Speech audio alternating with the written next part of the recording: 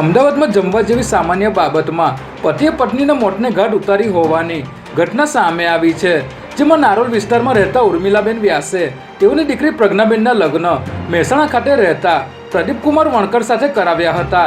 બાદમાં તેઓની દીકરી અને જમાઈ છેલ્લા 25 દિવસથી નારોલ શાહવાડી ખાતે ભાડેથી રહેવા આવ્યા હતા. ત્યારે જમવા જેવી સામાન્ય બાબતમાં પ્રદીપે તેની પત્નીને દુપટ્ટાવાળા ગળે ટૂંપો આપીને હત્યા નિપજાવી હતી.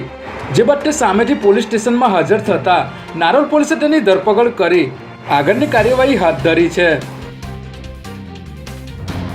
સુરતના સરથાણા પોલીસ સ્ટેશનમાં ફરજ બજાવતા મહિલા પીઆઈ મીનાબા ઝાલાએ બાટલા ચડતા હોવા છતાં બીમારી વચ્ચે નૈતિક જવાબદારી સમજી પોતાની ફરજ નિભાવી રહ્યા છે. જેમાં મેડિકલ ટીમ પોલીસ સ્ટેશને આવી હતી અને તેમનું ચેકઅપ કરી ગ્લુકોઝના બાટલા ચડાવ્યા હતા. ત્યારે પીઆઈ મીનાબા ઝાલા છેલ્લા 4 દિવસથી બીમાર હોવા છતાં ખડે પગે રહીને સમાજને ઉત્તમ ઉદાહરણ પૂરું પાડી રહ્યા છે.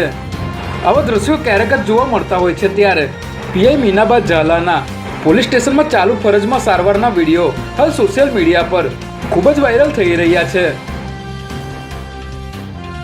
હવામાન વિભાગ દ્વારા ગુજરાતમાં આગામી 5 દિવસના વાતાવરણ અંગે આગાહી કરવામાં આવી છે, જેમાં આગામી 4 દિવસ દરમિયાન ઉત્તર પૂર્વના જિલ્લાઓમાં ભારે વરસાદની આગાહી સાથે યલો એલર્ટ જાહેર કરવામાં આવ્યું છે. રાજ્યના મોટાભાગના જિલ્લાઓમાંથી ચોમાસાએ વિરામ લીધો છે, પરંતુ મધ્યપ્રદેશ અને રાજસ્થાનની બોર્ડરને અડીને આવેલા જિલ્લાઓમાં આગામી 4 દિવસ દરમિયાન ભારે વરસાદની શક્યતા જણાઈ રહી છે.